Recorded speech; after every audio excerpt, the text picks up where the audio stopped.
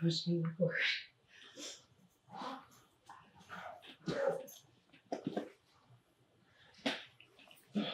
So as far as Doom and Stone goes, like what do you need to what's your biggest issue right now that you're trying to iron out?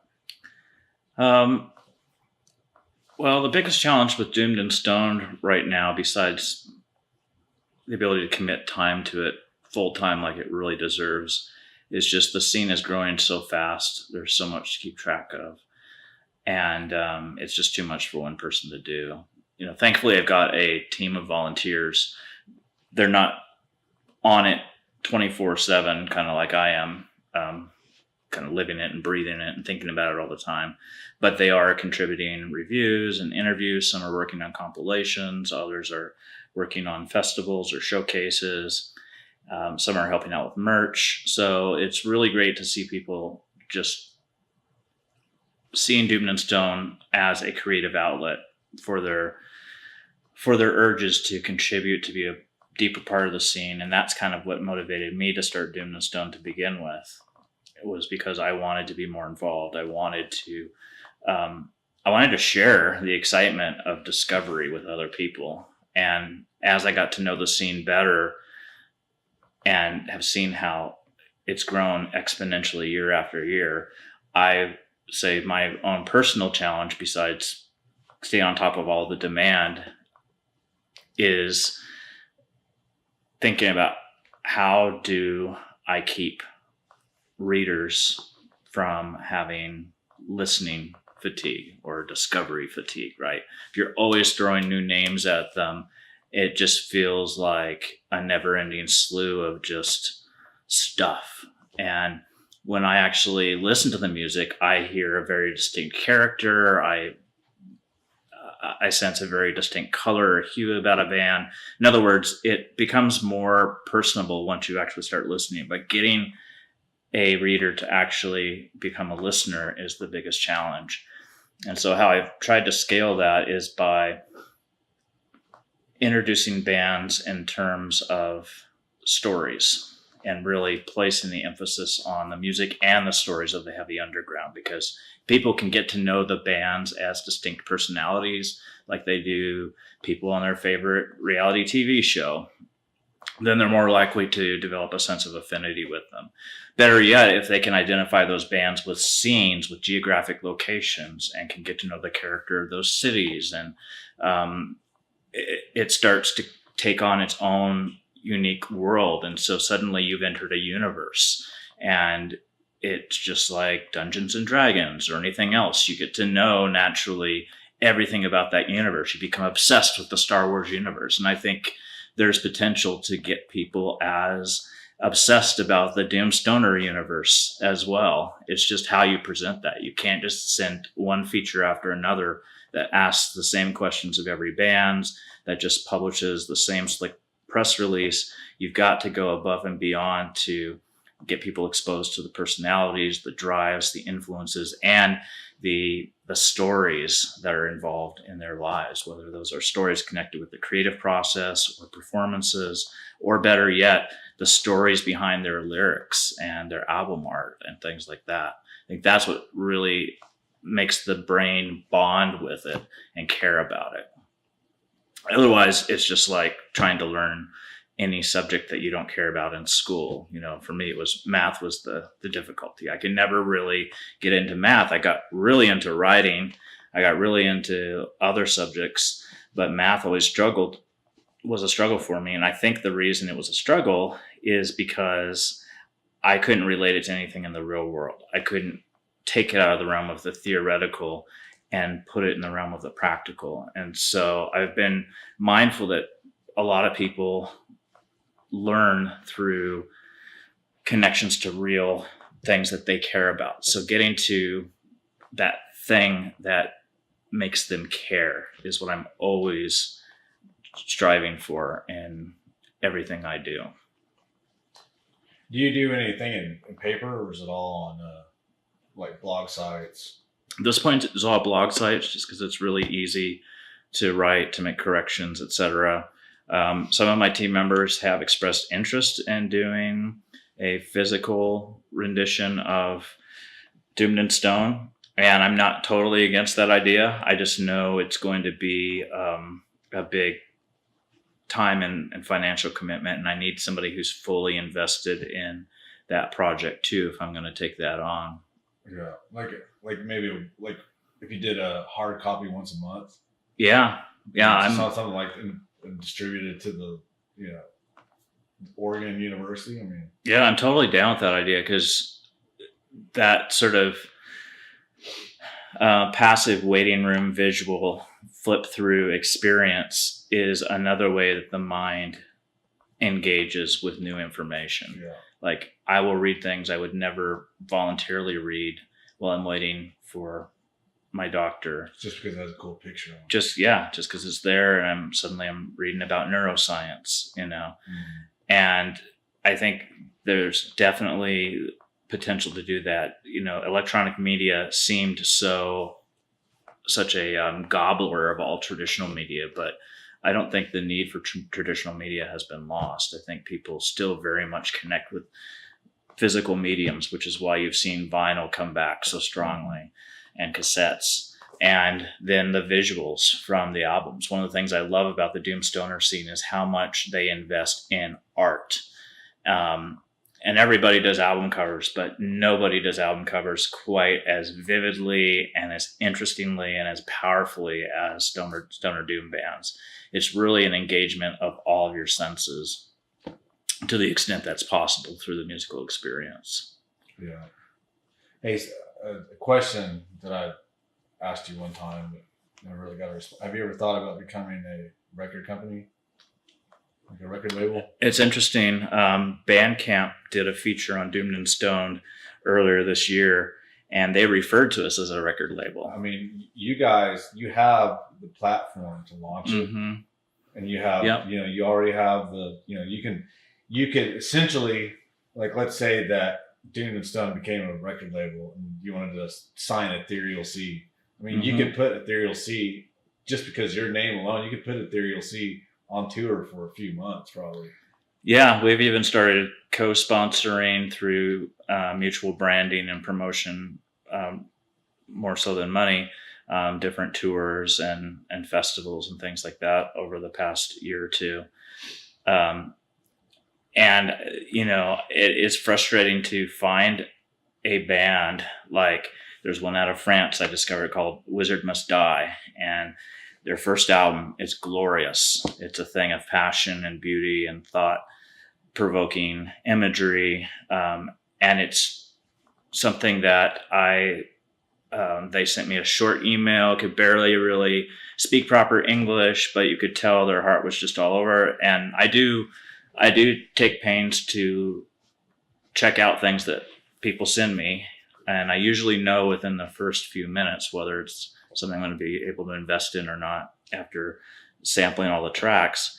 And that was definitely one that I just ran with. I said, okay, we're going to do an interview. We're going to do a review. And my hope is getting them to get the attention so that a record label will want to sign them. And I've done several of these types of things over the last month alone. Shepherd's Crook out of Norway, a sludge band. Moonwatcher, a band out of Monterrey, Mexico, that does music inspired by 2001: A Space Odyssey. Really interesting acts that have a very finely sifted sound, great thematic concepts, great art, and truly care just about music for the sake of music. And the thought has occurred to me, if I could take those bands and rather than hoping that my PR will get them a record label, if maybe I just become the record label and I've already got the PR there too, then they are already signed. They're a step away from then touring and doing something and maybe getting picked up by a larger label. So I have not really spent any time yet investigating what that would require of me. So it's not out of the question. And it's been suggested by several of my team members too, who would totally jump on board to help me with it if that stage were to happen. I see like your your writing is great, and it's, I mean, obviously you've made a gigantic impact with Doom and Stone as a blog and whatnot, but it's like the natural progression of things seems like if you really want to get in and start making money, you know, you become a record label and you have your PR already locked down, just you know, nailed down, and simply just add in that aspect of it, and then you put them on tour and you make 10% of their. I think that's what High Wattage is doing. They're making 10%. Yeah, and you put bands out on tour all the time. That's really cool. Yeah, that's the one thing that I haven't been paying as much attention to, even though I have an MBA, is the business side of this. It's almost like I wanted to keep it at arm's length because I wanted this to be sort of keep the purity and excitement of it being a hobby. But I'm also very serious about it. And there's a point at which every hobbyist faces a decision: should I make this a professional endeavor? And I'm very close to that now, 5 years in. And it's not the first time it's occurred to me, but it's the first time that I've really started to think about it this seriously. So I'm sort of going to take some time off work and cobble together a business plan and see where it leads me. And I already have a few team members that say, we'll jump into this full time with you if that's what you end up doing. But people seem most excited on my team about the idea of a record label. And then the second most exciting idea for them is a print magazine. Yeah, because like if you just did like a print, like maybe bi-monthly or like twice a month, and target. I mean, obviously you want to sell it to people who will buy it, but then you also have to cultivate a what do you call a base or a clientele base. Yeah. So you would, you know, you want to go after kids, you know, while they're young, impressionable. You know, that's why we did all ages, because like you got to get the kids out there. Yeah. They got to, because they're the ones who want to get out and have fun. They have all the energy. Yeah. They're absorbing everything you throw at them. Right. And to them, they're not as jaded as us adults are. Right. Because we're so busy with all of our. Yeah. And we're thinking, you know, in economic terms about, you know, what's a calculated risk and what's an acceptable loss. And so, you know, if I defer going to this concert, what is it going to gain me if I stay home? And, you know, for a young person, it's like, we want to get out, we want to have fun. Oh, cool, a rock band, you know, and one with really good music. You know, it's a really visceral experience for somebody that young, and something that makes an indelible impression on them that lasts in a lifetime. So I absolutely agree. The scene has to be much more evangelistic, to use a term that comes from my background, about just spreading the good vibes, you know, and that means a lot of times just simply getting out and handing out posters rather than just posting on Facebook. Facebook is making it, and all social media platforms are making it harder and harder to just do simple promotion because they want a cut of money from it. And the ethic of the heavy underground scene is much more about volunteerism when it comes to things like that. So it clashes with my own personal ethics to want to give Facebook a lot of money to reach an audience that I've spent 5 years building. They want you to pay them to reach a percentage of those 40-some thousand people that have chosen to subscribe to your page and have followed it, you know, loyally. And that just goes against everything in me, you know. So one of the things that I've been doing more of is, you know, mutual promotion or cross promotion. You know, you promote me, I promote you, this partner, let's collab together. Well, I'm starting to get these posts flagged by Facebook saying that I'm going against their brand, their content management or brand management policy. In other words, they don't want me partnering with Ripple Music to promote Ripple Fest by debuting a song from one of the Ripple Fest bands and then posting that on Facebook, encouraging people to go to Ripple Fest, because they see that as skirting the the exploitation of the platform for buying a promoted post, I guess. So, I am starting to open myself up to promoted posts on some occasions, but to me, you should be able to have more goodwill, in kind, promotional and co-branding opportunities without a third party stepping in there and trying to muck up the works. It feels very Big Brother to me. Yeah. So, I was talking about this with Johnny Gallion from American Icon Productions, and he's the one who put on Northwest Hesh Fest a few years ago in Portland. He's going to do a new one this year. He's also doing some stuff in the South. He's based in Tennessee, but has roots in the Portland area. And we were talking about just like, the good old fashioned notion of getting out with flyers on the street and hand them out to people and reaching somebody who may not have ever liked one of your pages, may not even know your bands, but by chance you'll have a cool conversation with them and they'll show up. And that's how I discovered Doom. I didn't discover it because I sought it out. I discovered it by accident. So I think we have to invest more of our efforts in true social connection rather than social media. So how did you get introduced to Doom?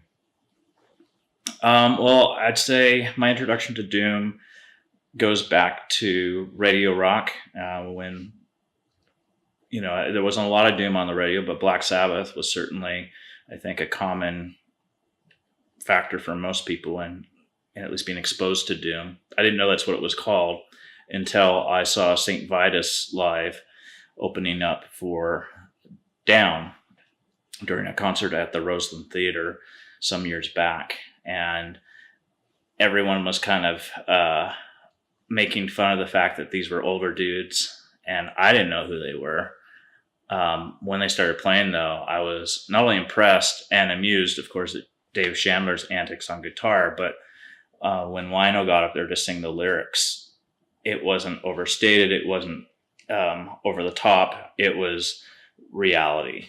It was about real things that people like me struggle with, like depression and rejection and loneliness and anxiety and disillusionment with the world around you. And that, coupled with the slow, sad, down-tuned nature of the music, it spoke to my heart. It just rippled through my body, and I couldn't even concentrate on the headliner after that because I was just thinking, I love this music. I have found my soul food. And that then led me sort of on the classic down the rabbit hole search on the internet, going from this band to that band to the other. And then my next point of contact with Doom was Windhand. And at the time I was an administrator on a big heavy metal forum on Facebook, and I was trying to get people interested in Windhand, and nobody got it. Like it wasn't cut out of the Avenged Sevenfold mold, and System of a Down, and all these others that people would just post over and over and over again with no sense of adventure and wanting to like branch out and hear new things. But I met somebody who was another administrator who was interested in the same music, and that led us to things like High on Fire and Sleep. And her name was Melissa Collins, and she was to work with me to start a Facebook page, which I named Doomed and Stoned, and ended up being my executive editor for the Midwest and was the first organizer of Doomed and Stoned Fest. But together we sort of just like built a network. We discovered band after band after band and established relationships. And then before you knew it, we were doing interviews and reviews. It happened very naturally, very organically. We never set out to actually do a music review and interview site, much less have a series of festivals and events.